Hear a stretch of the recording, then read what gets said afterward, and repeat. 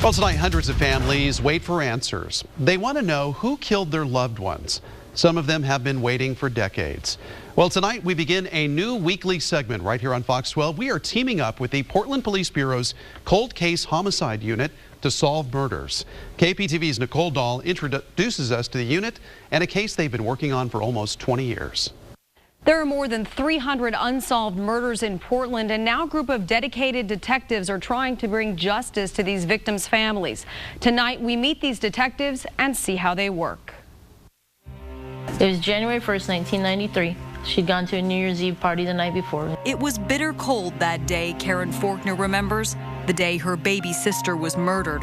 Kimberly Duncan was 30 years old, a mother of 2 young children, when she was found dead, shot in the head, behind the wheel of her car in Northeast Portland. There's just reams of paper related to what the original investigators recovered or collected. But none of it revealed her killer back then, and the case went as cold as the snow on the ground the day Kim Duncan died. Fast forward 15 years, when the Portland Police Bureau's Cold Case Homicide Unit gave the case another look. Simple. These guys are my heroes.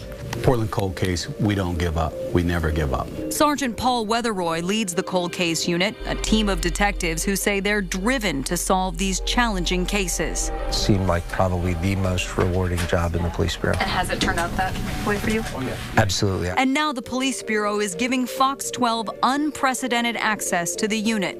And so that case has now been indicted. He's been arraigned. Every week, we'll profile one of the more than 300 unsolved homicides still lingering on the shelf. Got it. Our cameras allowed inside the police property warehouse. That's her purse. Purse and contents. 10 keys in the purse. And an up-close look at the evidence from these unsolved murders. There's some white socks.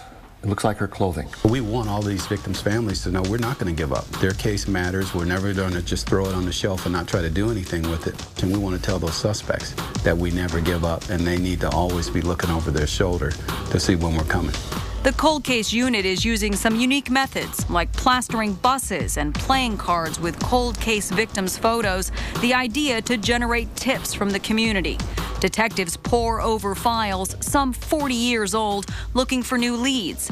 And thanks to a grant from the National Institute of Justice and the Department of Justice, 8 retired detectives also work part-time, reviewing old homicides. I miss the hunt or the chase. I guess maybe that's the best way to put it. I really, really missed it. Yeah, you really have to put your whole heart and soul into these cases. You're dealing with, people's emotions and their whole lives. Lives like Kim Duncan's.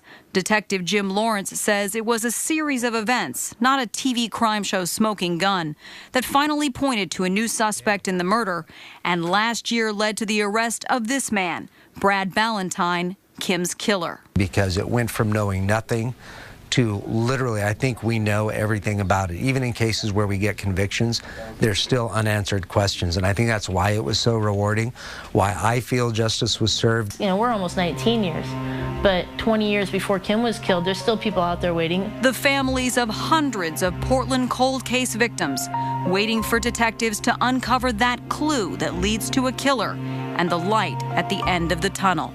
And next week, we'll bring you the story of an 11-year-old Portland boy who was shot to death in his own bed. Why investigators say this case went cold and how you can help find his killer. That next Thursday at 10 on Fox 12's Most Wanted Cold Case Unit. Nicole Dahl, the 10 o'clock news. The 10 o'clock